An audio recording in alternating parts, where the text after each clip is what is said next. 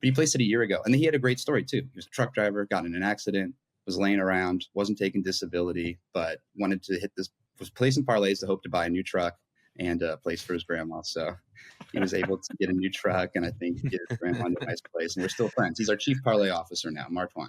A chief parlay officer. Wow, what a What role. a position.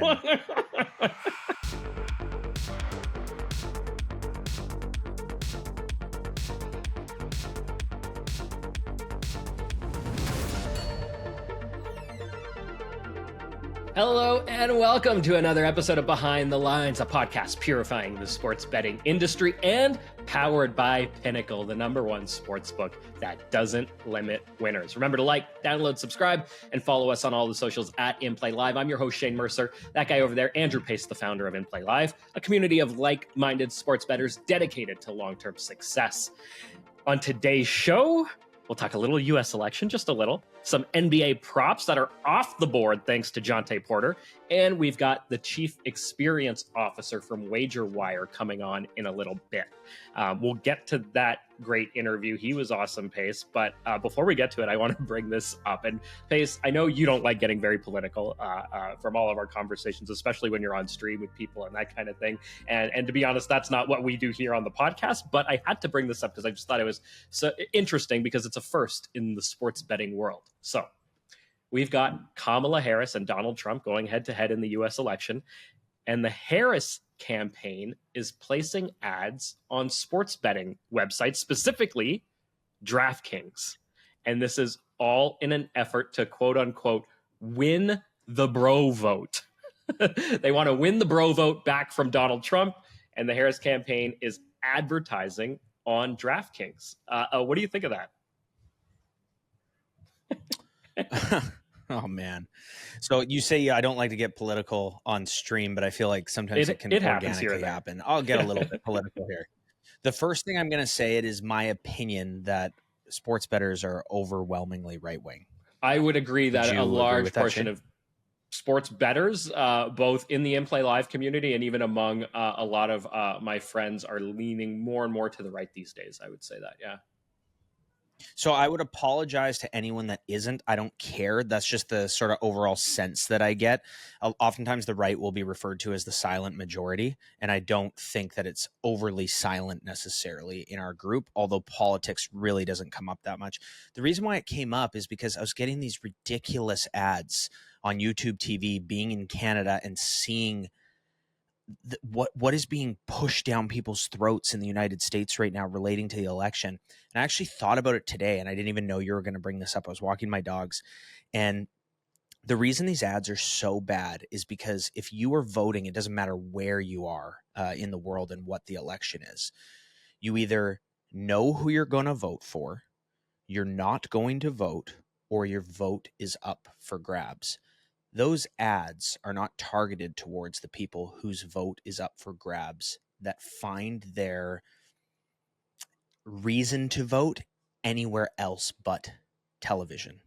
So you're being spoon-fed with the absolute most ridiculous stuff, and I hate to say this, that appeals to the lowest IQ individuals. That doesn't mean if your vote is up for grabs, you have a low IQ. It means that if those ads work on you, they're not necessarily the best product. They're definitely for a lower IQ voter, I would say. So that's how like the whole politics thing kind of got brought up on stream recently, and I just find it remarkably entertaining. For the Kamala Harris DraftKings thing, if I'm going to make an assumption that sports bettors are right wing and her campaign then targeting that area, I'm going to say that my analysis was somewhat accurate, because if she's trying to win the bro vote, quote unquote, that would imply that she may be lacking in that sort of demographic. So I guess kudos for taking a shot. I don't know that it would be effective, and I think that from a business standpoint, a lot of DraftKings users, and honestly, I think if it would be Trump or Kamala, when you go political, you sometimes are drawing a line in the sand to a certain degree, and you can really lose interest from certain people. And I know firsthand, if you put Trump on your site and you were campaigning for him, whatever your site is, you will lose people for life, and then you'll have diehard supporters.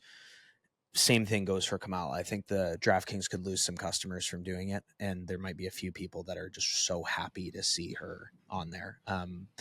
There's a lot of different political slogans. I think one of them is "Go woke, go broke." Right. So if they're doing that on DraftKings and it's on brand with what they're doing, they may end up seeing a little bit of backlash from it, or they probably already are. If they already are. It's interesting in that it's a first where any campaign has used a sports betting platform as a place to push their ads and their campaign messaging. I think it's also kind of interesting in the sense that we have this sort of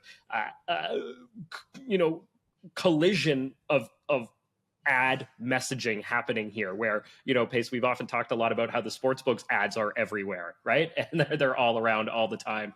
And DraftKings is definitely one of the main culprits on both sides of the border. So you have, you're getting bombarded with political ads, whether you turn on the TV, like you mentioned, right? For all sorts of stuff while you're watching sports. Then on top of it, you're getting bombarded with sports betting website ads like DraftKings, FanDuel, BetMGM, and the rest of them, right? And then now you go to a sports betting website, and once again you're getting bombarded with a political message ad. It's like everybody's just trying to fight for that attention when really all I want to do is maybe go place a bet on the Raps game. You know what I mean? Like totally. And this is not from Trump's campaign at all, and this website isn't even usable in the United States, technically speaking. I mean, there's always and workarounds for that kind of thing, but YouBet is offering 11.0 plus 1,000 for $10 max on Trump to win the election. Apparently, they have gotten a shitload of new users. Wow. It's hit Reddit forums.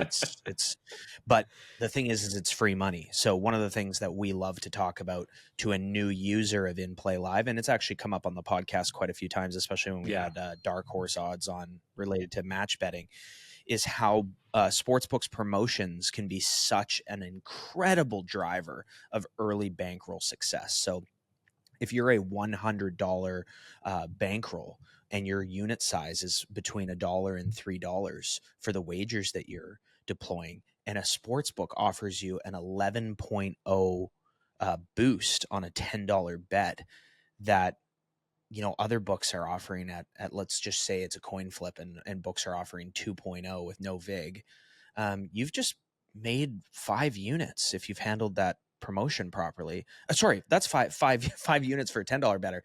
You've just made potentially 50 units for a $1 better. And if your unit size is even $50, you've just made a unit from this promotion.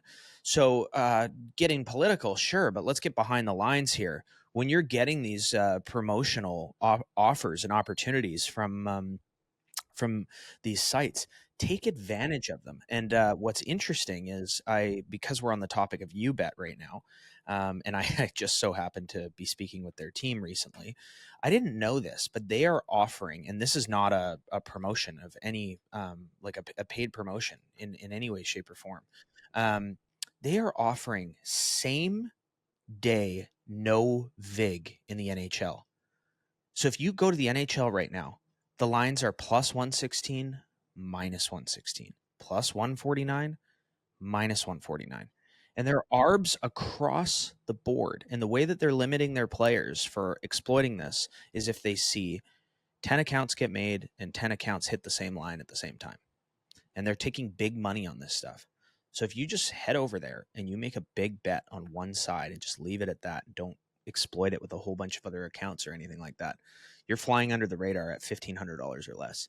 And I know I didn't even intend to go here, but because they had the Trump thing and we brought up the politics, what a great way to make some money off of a site that's trying to acquire new users. And like I said, I've just spoken to their team. So I said to them, I'm like, guys, are you comfortable with the financial risk associated with what you're doing? And they're like, oh, absolutely, absolutely, absolutely. So they know what they're doing. They know who they're attracting when they're offering this kind of stuff. And I would say hit it while you can, because this is not going to last. But there's like 3 or 4 ARBs a day to Pinnacle or SXBet that you can hit up at UBet right now. And then on top of that, yeah, like these promotions, if you have a small bankroll, go get it. Go make hay while the sun is Wow, shining, what an guys. opportunity there to go take advantage of. That's kind of crazy that they would do that. There's no way that can last for any significant amount of time. But hey, it's a great way to get people talking like you, and then get people thinking about it and going and checking it out. So there must be some kind of method to that madness. All right, let's move on, because today is a big day. We're recording this right now on a Tuesday, so tip off in the NBA taking place tonight. This episode coming out on Wednesday. Wednesday is like the real full slate of NBA. It's the monster slate day of the week. So really looking forward to that. But here's a bit of an issue that prop bettors are going to find when they go to place wagers on this upcoming NBA season.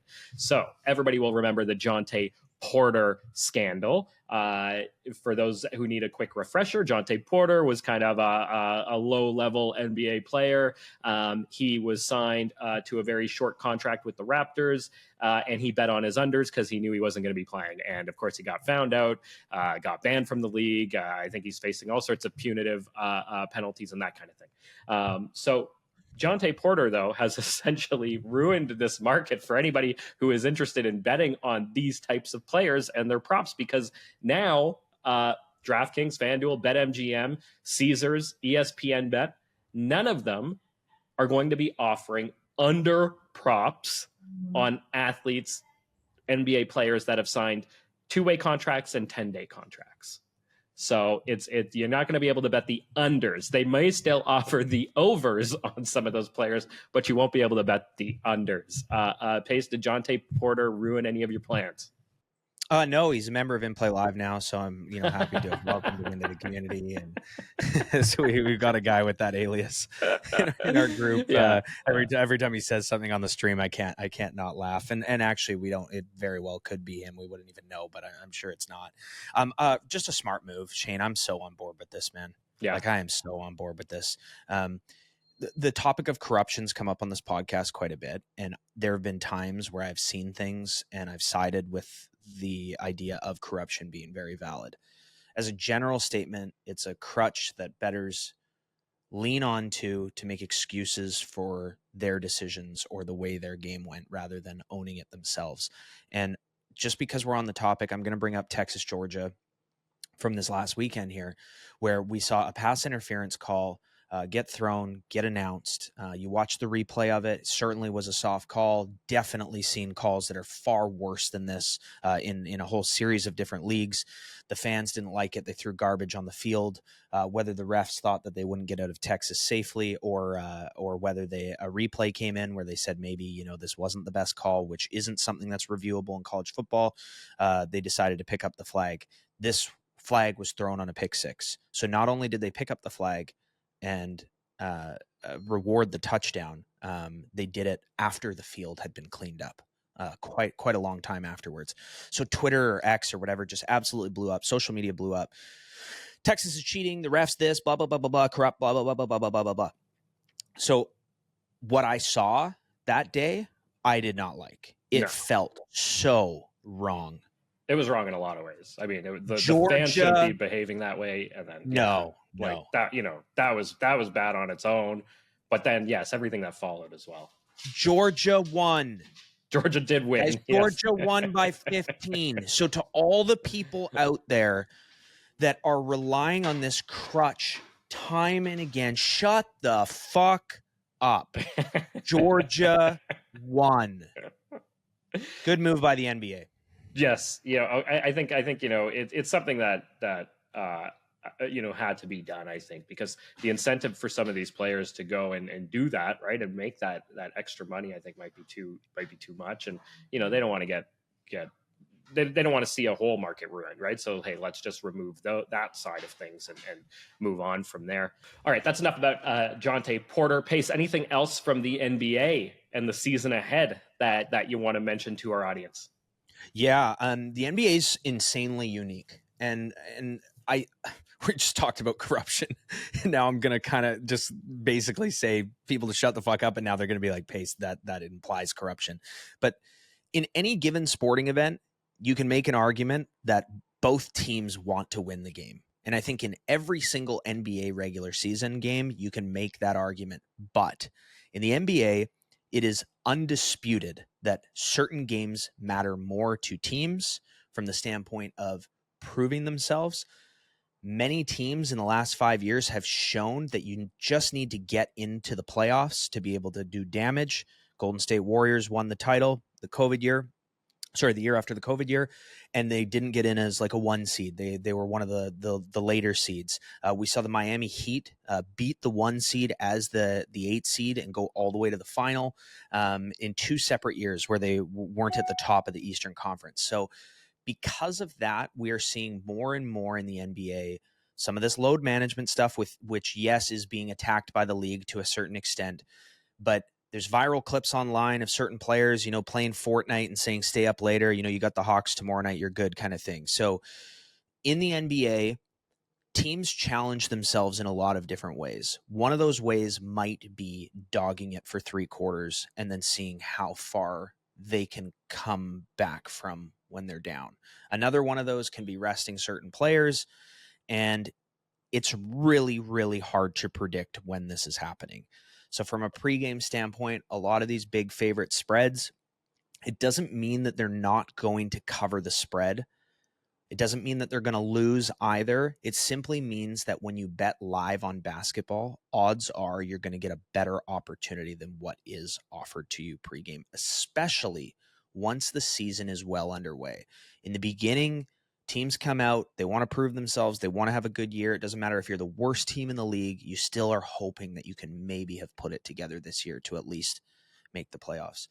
After, a few weeks, couple months go by, that's where we start heading into a position where we see all of this stuff, potential motivational gaps in any one individual game, teams that dog it and come back in the fourth quarter or late in the game that still might end up covering the spread or winning the game, but they definitely made it hard on themselves.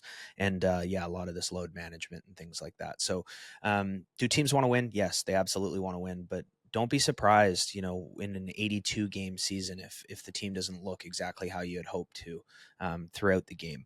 There can be oftentimes really great value on first quarters and first halves of some of these big underdogs, especially when they're playing at home. If you have a big underdog at home in the NBA, oftentimes that first quarter is one that they're going to come out slinging if they're playing a good team that is a massive favorite, and the massive favorite kind of knows that they can still win later in the game.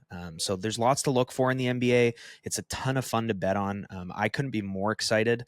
We came off of the end of last season, more specifically the playoffs, with a 44% ROI in the NBA playoffs.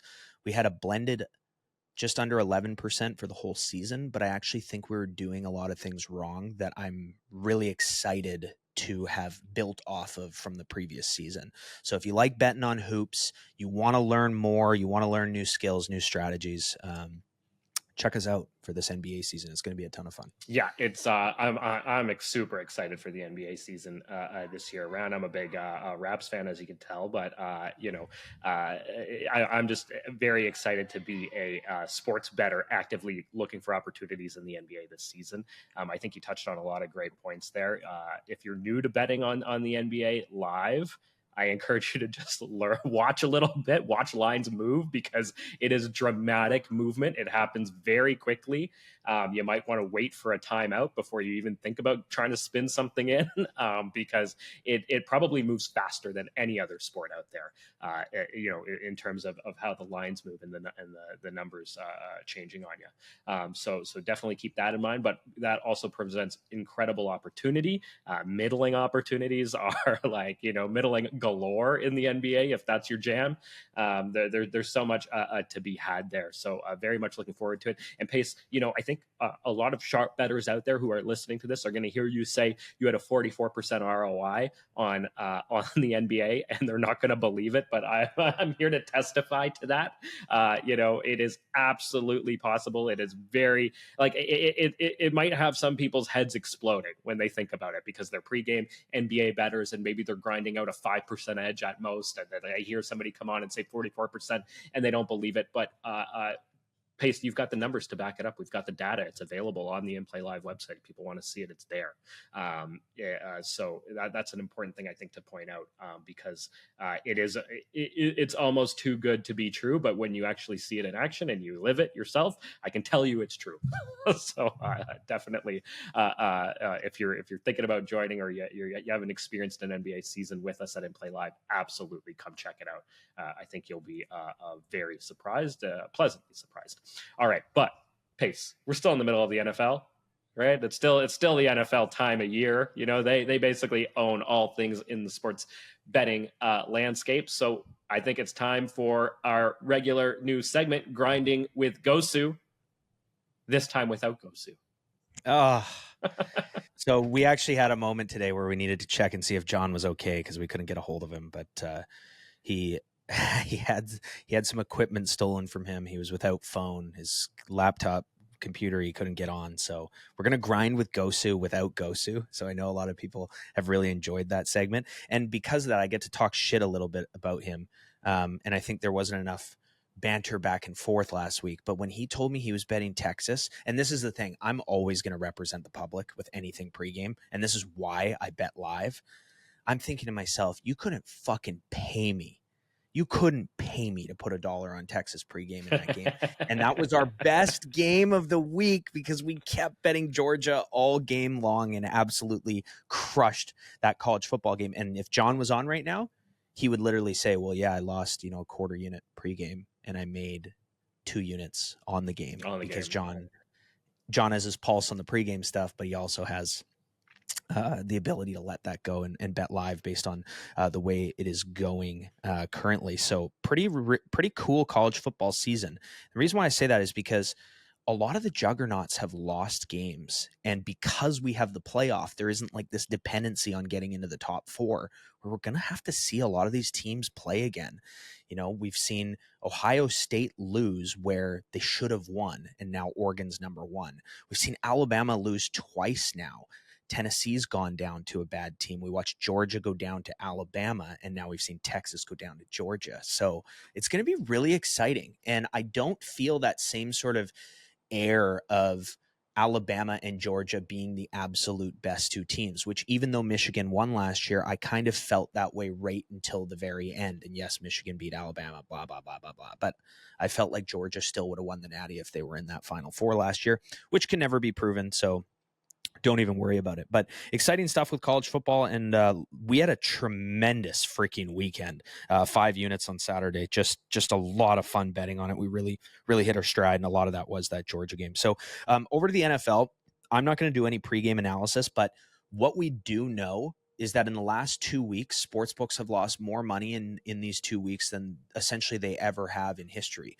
We had 36 players remaining in our survivor pool at In Play Live 3 weeks ago, after all the carnage and I wasn't hundreds of thousands of entries, right? And 36 people survived 2 weeks ago, and 36 people survived this previous week. So when that happens, the public is lighting it up from a betting perspective, and you can see it in this week's lines. We have -10. What were we talking about? Well, there aren't these 2 score favorites. Here they come. Detroit Lions -11, Baltimore -9, Chargers -7.5, Kansas City Chiefs -10.5, Broncos -9. So New York Jets -7. Like, there are huge spreads this weekend, and that is the sportsbook's response to these last couple of weeks, where they are putting themselves in a defensive position where if the favorites do clean up again, you've got some really big 2-score favorites that aren't necessarily good teams, and you're putting yourself in a position where a lot of these teasers aren't teasing down to 0 anymore. They're teasing down to 3.5, 4.5 kind of thing.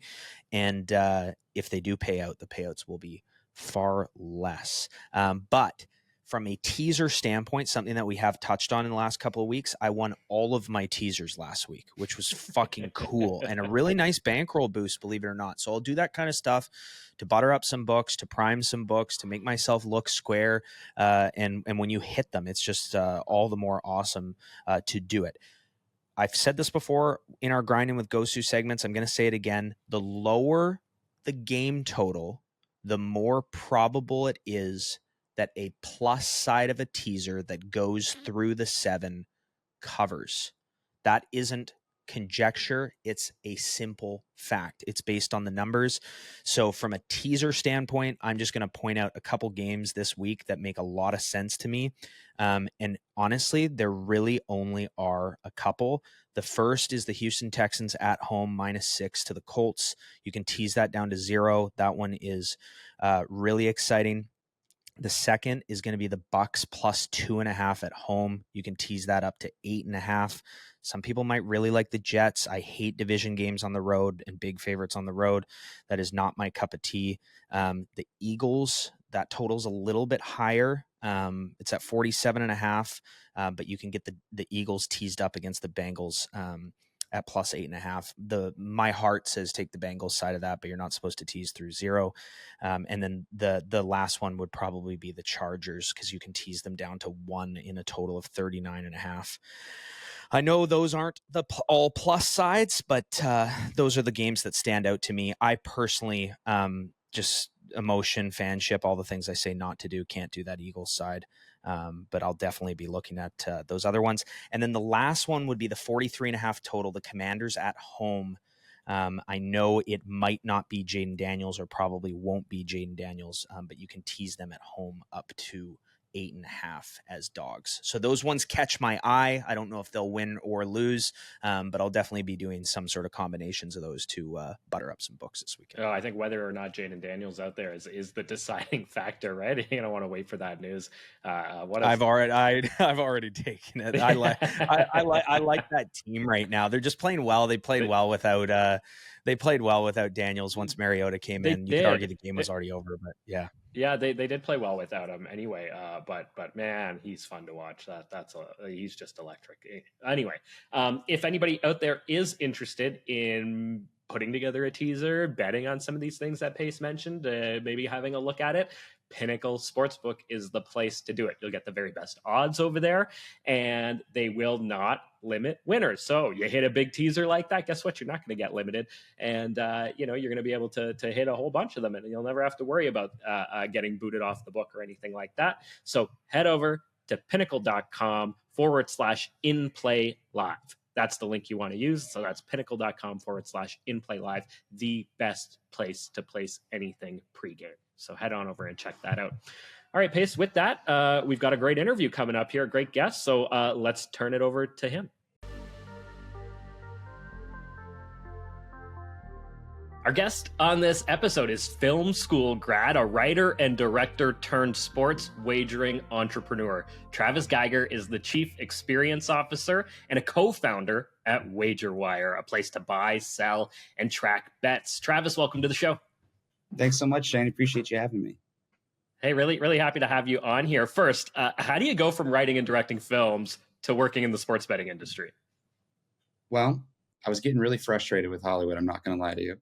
I had my own projects that were independently funded, and I found I really had no leverage in that system. And in the back of my mind, a way to have ultimate leverage is to do something that gets you extremely wealthy and then make movies. They say, if you want to make a small fortune movie, start with a large one. So around that same time, when I was signed to the Creative Artists Agency, which I wouldn't recommend anyone does, CIA, I'm just putting that pitch in there. I came home late from a film set, and my future co-founder and good friend, roommate at the time, also fraternity brother with our other co-founder, he had a Packers bet, right? And it was a Thursday night football game. I didn't want to place the live line. I actually liked the pre-match bet that he got, and we wanted to write it together. I didn't want to root for a field goal difference in the score or whatever it was. So I Venmoed him $50 for half his $100 bet, and it won, and he sent me back half the winnings. And we thought, wow, this is pretty awesome. I wonder if you can actually do this. And there was no way you could really do it. Game it out. It's like a secondary market, just like any other marketplace, like there are for sneakers or collectibles, whatever, but it's sports bets. We found that PropSwap was doing it through the mail, and we thought there should probably be a tech-first solution. So we got a first-class tech team, spent all the money we had in our savings, and then started raising money. And we're knocking on the door of making this a widely available feature, the ability to sell your sports bet, like cashing out, but you name your price and someone else buys it. Interesting. You know what's crazy about what you just said there is fundamentally it's what all the sports books never want is, or use against you, collaborating and sharing bets or making the same bets together as a group, or, it's all things that are looked down upon. Yes, you're asking why would they play ball, basically, right? Not necessarily. I was just pointing it out, but sure, you can answer your own question because I like it. Well, I think it answers yours too, which is, yeah, they're trying to stop proxy betting and collusion, but this really isn't that. What this is optionality. And when people have an out, they're going to be more aggressive as far as from the book's point of view, right? You're going to place a parlay knowing that 2 or 3 legs in, you can sell it. You can name a price and sell it. Or you can place a Cowboys Super Bowl future because they have an easy first 3 games. Everyone's going to get hype on them and you can offload it, right? Double your money or whatever it might be, depending on how you play it. So what that does is a couple things. For the bettor, it gives you that cash out option, but it doesn't gouge you. Like the sportsbooks run it through a risk engine. We have a suggested pricing engine. The sportsbooks like what their cash out because it's like crazy margins. In a weird way, giving people this optionality allows them to keep it there. But it gives us, the bettors, a way to profit when we know that we're in the money. Even if the line moves in a certain direction and you're on the right side of it, you can sell your bet before the game even starts, or you can sell parts of your bet before the game even starts. Now, you have to have the sports book of origin. You have to be a member or signed up with that. So it's bringing new people into the system is another reason that the sports books like it. They consider like an affiliate product. For us, it's just how do we get it into the market? So we tell them whatever we have to tell them because it can be whatever it needs to be. It's a secondary market. It's inevitability of any capitalistic marketplace, right? Right. So since you brought that up, like Shane's in Ontario, where he has a legalized sports betting landscape, and you're in California, where you don't have a legalized sports betting landscape. So how would the product work between two parties like that, or would it not? And could it work peer-to-peer in LA and peer-to-peer in Ontario, even though California is not regulated? Okay. Yeah. So we're getting right into it. So, and I know that your audience will appreciate these nuances. So even though we are WagerWire, our patented tech is a way that is compliant with the Wire Act. Okay. So we actually are able to have interstate and interjurisdictional liquidities provided that the sports book that it's originating at, let's say it's MGM in both jurisdictions, if they exist in both of those legal jurisdictions, then you can go jurisdiction to jurisdiction for sure. And that's in the future state where everything is like API integrated, whatever. The legal bounds that we're in now, but we're not fully exercising, is that once the risk is minted, it no longer is a bet, actually, because the person buying it isn't putting new risk into a system the same way you would placing a bet, even a peer-to-peer bet. So it actually becomes an underlying contract for the payout to that bet. So it's like trading around the pink slip for a car. And so in theory, we could be selling bets into Texas and into California, but we don't. We prefer not to push the envelope as we try to mint these partnerships to do it for real. Sure. So that brings up another question that I have is, I'm limited at MGM in New Jersey. I'm not limited at MGM in Colorado because I've never been there, just hypothetically speaking. I can buy an MGM slip from a player in Colorado without concern in New Jersey, even though my account was limited there. So I have to be careful what I say here because every book is different, and we're certainly not helping people get around limits.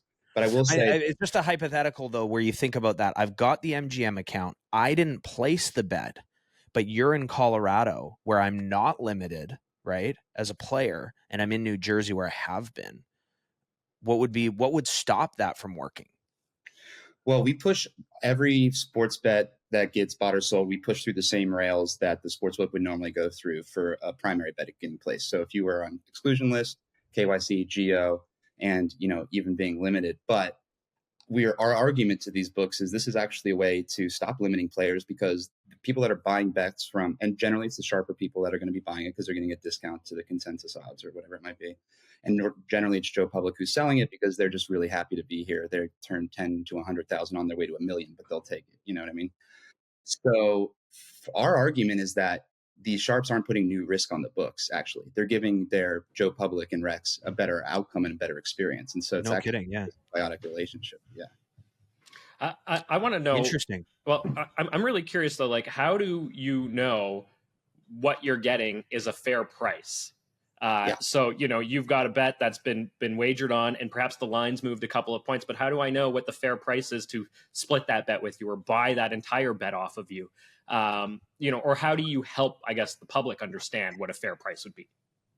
Great question. So it's something we spend a lot of time on and have a lot of proprietary algorithms around is our pricing models, and they're suggested prices, right? So what you could do, and you can go on wagerwire.com/calculator now, and everyone can toy around with straight bets or parlays. And based on the current odds, we can immediately tell you what you would have to lay to get that same payout, right? So you can think of that almost as the ceiling. So if you have one leg left in your parlay, what would a straight bet on that team be to get that same payout? That's like what we call like the replacement value. Then there's what we think it'll clear the market for, which is going to be below that, but it's going to be above cash out because the person wouldn't even sell it unless they were going to get a better deal than cash out. So between what you would place that, if this is a straight bet, we're talking like a future, what you would have to place that for at this point in the season and what cash out's being offered if it is. And then in between there, we offer you a number that we think can clear market. You can toggle up or down on it, but then the buyer is going to see this is an A score compared to consensus, or this is a B- or a C, just like you would on SeatGeek.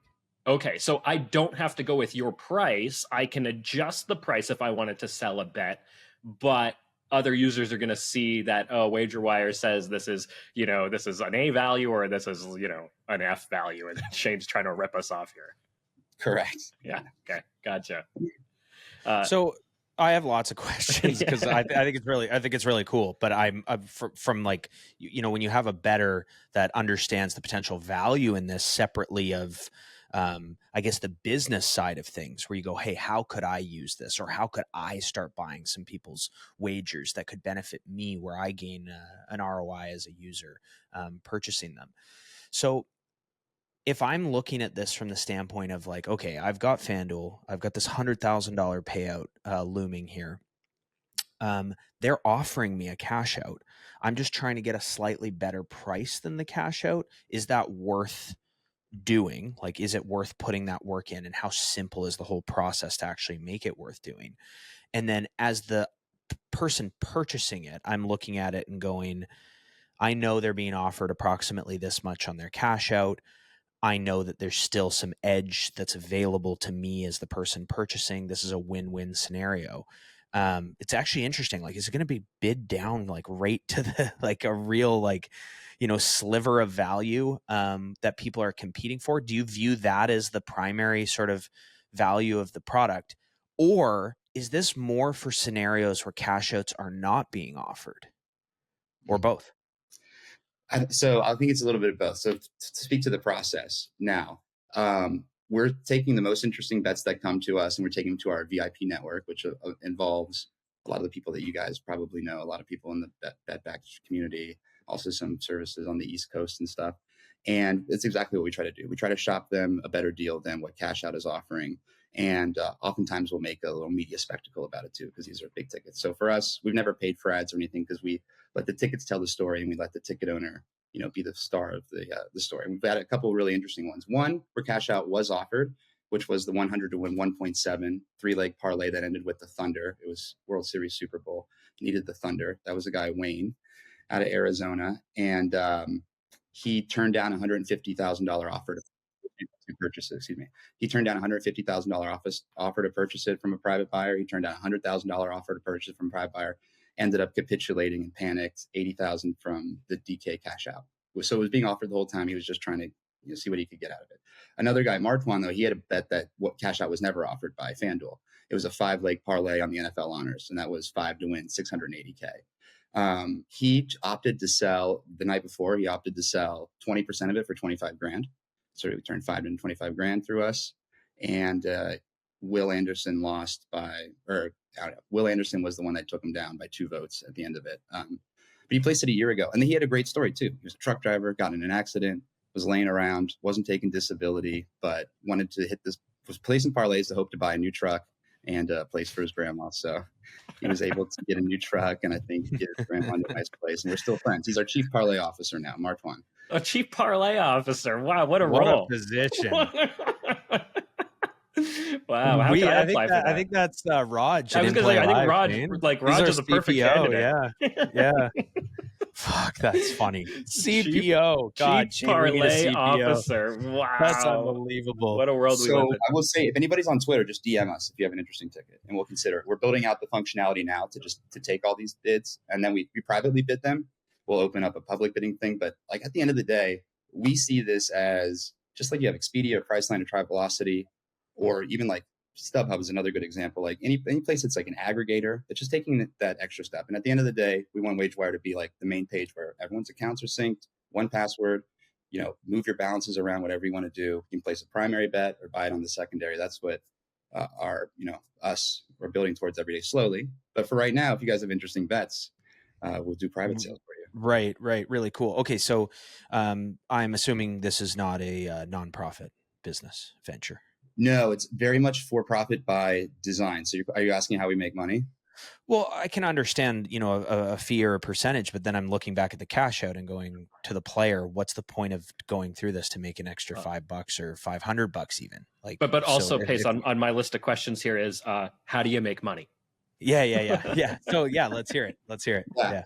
And by the way, just as much as I think that they would get bid down to the floor of the cash out, it's possible that two people are bidding it up, because anything that you can get that's a discount to the window is kind of edge. Sure. But how do we make money? So right now we do a small fee to the seller only, and the buyer sees it baked in. It's less than the big. Let's just call it half the big. So I mean, I don't want to say anything because I don't want to bake ourselves into some commercial terms, but we're not trying to burden the process. We think that it's going to be, we want more people to, I think that there's always going to be buyers at a discount to the window. So we want to go to zero fees eventually, because we can make money with data. We can make money as an affiliate. We want to go to zero fees eventually. But right now it's baked into the pie. It's also incentive for the casino to take something less of a big than cash out, obviously, which is sometimes 30%. Yeah. We're talking like no more than 10. Like we have deals in place at 5%, and it's just to one side of the transaction, the seller and the buyer sees it baked in. That's how we're doing it now. But yeah. And then we get paid by the casinos though. That's ultimately the way we make money. Because if you want to buy, if Shane wants to buy Pace's bet, like he has to sign up for MGM if it came from MGM. And then they become an affiliate of your platform. Yes. And importantly, we don't take LTV. We take flat CPAs only, because we don't want to profit off of anyone's losses, which is unique about us. That's why we can stand behind any people's picks that we platform or opinions that we have, because at the end of the day, when you hear something from FanDuel TV, their picks of the day, they're running back to their board to say how many suckers took the FanDuel TV picks of the day, right? Right. Totally. Yeah, absolutely.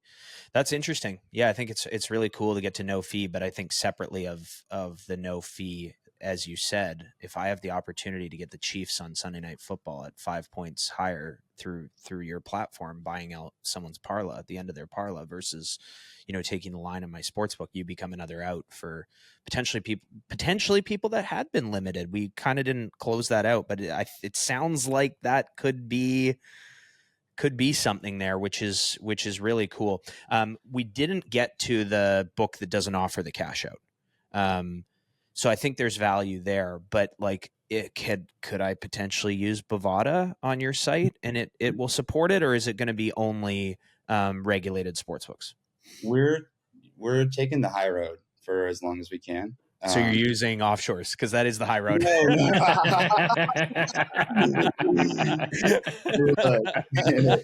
It's not something that's out of the question, but the way that we're structured as a business now is to be fully legal. Although we have a ton of respect for the innovation that goes on offshore, and I think America is way behind. And you can see pretty clearly that just the bookmakers offshore are far superior. Like Pinnacle, everyone's been chasing that. I was ready to bring them up. Yeah, but this is the thing, Travis, that I'm going to say about Pinnacle. Pinnacle's licensed and regulated in Ontario. So if you want to take the high road with them, Ontario is as big of a betting province as any state in the United States as a general statement. Yes, of course, New Jersey and New York are behemoths in the betting world. Ontario is a behemoth in the betting world. They're just not quite at that level. And like they are regulated and licensed in Ontario. So hopefully that could be an angle for you. And I think that you bring in a site like Pinnacle, be tremendous, because they're obviously a huge attractor of some of the best sports bettors in the world.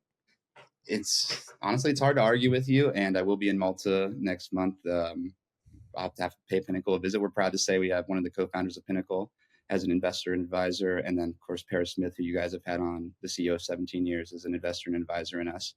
Really cool. Really cool to have that like on the team, because we're doing something innovative, and they might be considered old guard, but they've created the best product that gambling's ever seen, for sure. Right. So just back to the offshore discussion, and especially with you being in California, who did we have on, Shane, from that really cool thing, that the sports book that is operating in like 43 states? Oh, Novig?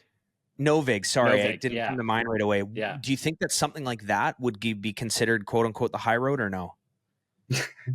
I'm not going to live and die by the high road comment. I actually did.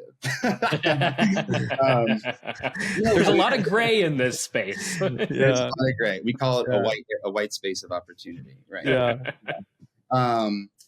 It's interesting. The contests are interesting. Right now, we're engineering stuff for brackets. I mean, because there's Fliff also as well out there. Well, isn't Underdog on the list there? Yeah. So like we're an affiliate to DFS companies like Underdog, Better, Prize Picks, right? And we're actually, working through our Better integration. We hope. Right. So the answer is yes then, because that's similar to Novig. Yeah. No, totally. And like, as long as the operator is in that state, we're in that state. You can download this in all 50 states and Canada. And right now you can do the marketplace in the app with RT Sports. So theoretically speaking, let's say that we've got a potential DFS winner who's able to sell his position through your site. Is that something that through those partners could be offered? The partner that or is it betting specifically, like DFS wouldn't cross over? We're going to do it all. We're even looking into March Madness brackets and NCAA. You could buy a bracket. So, all right. Yeah. So theoretically speaking, whether it's a bracket, whether it's a closing player prop in DFS, where you can easily calculate it. Let's say I need James Conner to not get 6 fantasy points to win, to close out a contest or whatever. As a sports bettor, you might be able to get some crazy odds buying someone out of something on a player prop that has like just a ridiculous probability to hit, which I think you'd have to be sharp as hell and on top of it, because there's only going to be so many opportunities and people with big pockets will buy them up right away. But like, that's a cool opportunity as a sports bettor to get just a crazy edge on a scenario that maybe it would never even be offered at a sports book, because the parlay stuff seems so simple, right? It's like, okay, this is the line at the sports book. I'm the user that's selling. This is my cash out. We're meeting in the middle, but something like this might be a little bit more technical, March Madness bracket or whatever. Yeah, it could be, it could come down to a few different things that maybe aren't readily available at a sports book that could have a crazy edge to the player. Completely agree. And I forgot to say, our pricing algorithms are really advanced, where if a game is in progress and it's the second quarter and they got 15 out of 27 fantasy points, but then you also have, under 3.5 strikeouts in a different game, and then you have like a hockey bet at the same time, or a hockey leg at the same time, we can provide real-time pricing for all of those, correlated and uncorrelated, which is pretty cool. And to your point, there's crazy hedge opportunities going from betting to DFS and vice versa. It's also like these Circus Survivor brackets right now too is another great example.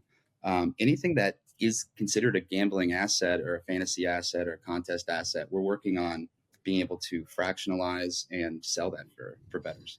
I'd love to sell you a couple of my Chiefs Niners unders from yesterday. Oh shit! Wow. I will say the other thing that's interesting about our product that I like is it verifies people's bets. So they're actually going to sign into their DraftKings or FanDuel or whatever the bet is that they're posting it for sale. We'll see that bet is in there, that it's legit. Some of these bets I see on Bleacher Report or whatever, I don't even know if they're photoshopped.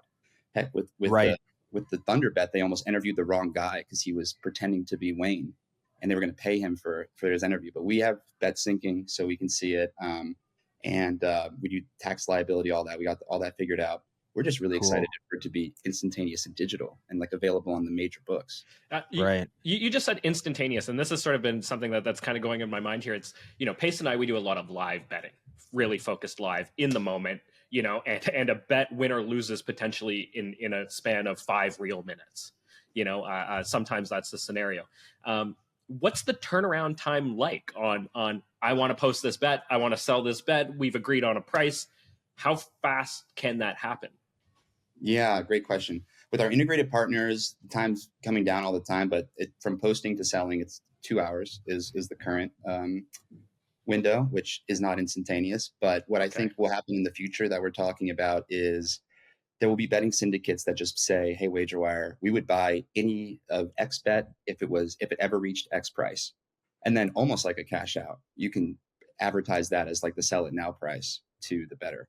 And then that syndicate, and they would automatically just go to the syndicate. You know what's interesting about you bringing that up is I had a really interesting discussion at Bet Bash with someone from the world's largest syndicate. And I didn't know that this was happening. This might be just naive of me, but I find it so funny that you have sports books that will throw that term around, the term syndicate, as this hugely negative thing that isn't allowed to be happening on their platform. And then they'll put winning players in a syndicate bucket without any evidence when it actually, in fact, is not true, and use it as a potential reason to withhold your funds. And of course, now we're not talking about the high road. We're talking about some shady ass sports books, right? But then speaking to this guy and learning that the biggest sports books in the world will pick up the phone and phone them, not because the sports book can't handle the risk, but because the individual trader's bonus could be impacted by some crazy ass parlays coming through on a week like last week, the worst week in the NFL history in 30 years, apparently, to the sports books, where you go, if the Bills come in tomorrow night or if the Lions come in this afternoon, like it's going to ruin all my bonuses. I have, X hold that I'm responsible for. And, this is going to really mess everything up. And they call into the syndicate to sell the risk off because they want to make sure that they don't get hit as hard as they potentially could. And you're essentially allowing anyone to do that instead of having access to, the syndicate, which, I mean, how many of us do we have access to? So it's interesting. You have the sports book who is anti-syndicate and using it against you, the player, and then the sports book that then relies on the syndicate to mitigate their risk in adverse and challenging situations. So this allows anybody to be that person for much smaller figures in theory than obviously the ones we're referencing in that story. Yeah, I think that this whole thing has to reach equilibrium where, like you said, like there are pros and cons to syndicates and they're being sliced and diced in like weird ways by books and labeled this or that. But if you look at any other marketplace, I don't care if it's like used cars or stock trading or Jordans, like they all have this figured out because they're efficient markets. Gambling, because of its history of regulation and the Wire Act and all these other things, especially in North America, has been an inefficient market for too long.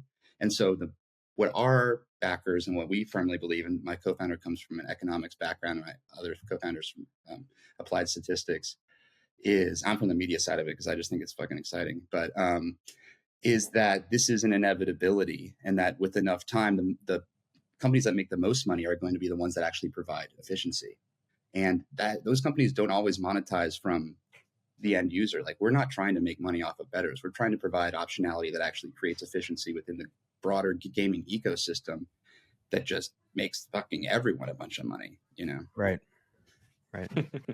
You talked a little bit there about you coming sort of at it from the media side, and I want to sort of touch on that a little bit because you guys are sort of taking perhaps a non-traditional approach to your marketing, your storytelling. The way that you engage on social media is a little bit different, and you come at it from a very sort of community-minded aspect. Just can you sort of give our audience a bit of a rundown in terms of your approach on that side of things, as far as it goes in terms of getting the WagerWire name out there? Totally. So I think that this is something that somehow got lost when this big rush happened. Is that betting used to be a personal or community experience where you walked into a casino, even if you lost all your money, you would shake Sid Caesar's hand on the way out, right? or Kirk Kerkorian's hand, or like Derek Stevens is the rare example of that still happening in the brick and mortar Vegas world, right? But no one knows who runs DraftKings or FanDuel, really, right? These are like nameless, faceless organizations, and they might have their own sub communities on Reddit or whatever. But whenever something comes from corporate, it sounds like a shill or what. And even these cash out conversations on social, it's just people shitting on the book. So how do we actually create a community of bettors? Because we actually are on the side of the bettors insofar as we're not making money when they lose. So we have that trust. And we think a lot of this betting, just advertising, the way that they're marketing it like a product is really tacky. So how do we be authentic? And we just found sports fans who have a passion for betting. They have a passion for sports. And they were kind of shouting into the void, but we liked their voice. So we started to platform them and said, hey, like what you say is just as valid as what anyone else says. And we were able to get like a really nice community of sports fans first, and then a community of bettors. And now I'm talking to you guys, talking to Bill Krakenberger's on board with our media side of the things. Matthew Berry's on board with our media side of things. Captain Jack, we're all kind of rising up together because betting is the new lifestyle. And I mean it like how video games were a lifestyle or extreme sports were a lifestyle. Everything has a kind of moment where the niche becomes like the predominant culture. And with that comes music and fashion and energy drinks and food and any food and beverage, but that hasn't come in here yet because it hadn't been de-risked. And so right now, you guys are sponsored by Pinnacle, but I bet you'll have a Mountain Dew thing in your corner in just a couple of years because I hope not. I hope not. Hopefully not Mountain Dew. I will not be drinking any Mountain Dew here on the show. I think some of our users would say hopefully it would be Guru. Shane, Guru but I've Pace, also kicked them to the cab. Maybe I was going to say, Zevia. I haven't seen you drink a Guru in a while, Pace. Yeah, no, I switched off. Sorry, Guru. I know you're listening to this avenue. We're going to sell these coffee mugs on the WagerWire store. Oh, yeah. Okay. There you go. There you go. Get the conspiracy theorists running and rocking and rolling. Yeah, it's cool. And I agree to certainly the lifestyle comment from an in-play live standpoint at our company, because it's become a lifestyle for our members without question. Yeah. Mm-hmm.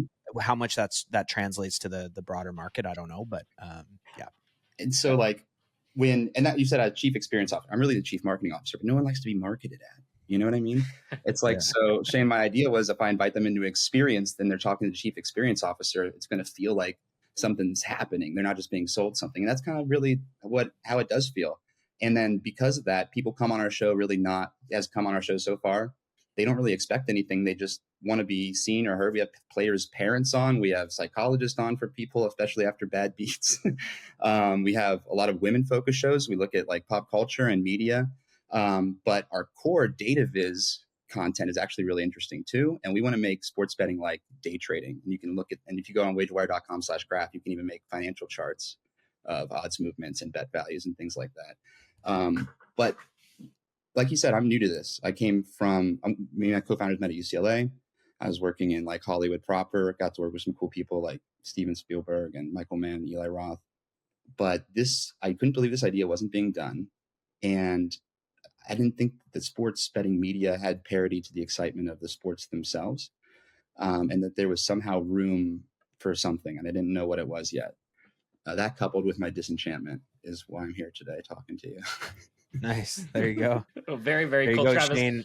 Go ahead. Shane, I want to be re-asked the Billy Flip question. You want to be re-asked it?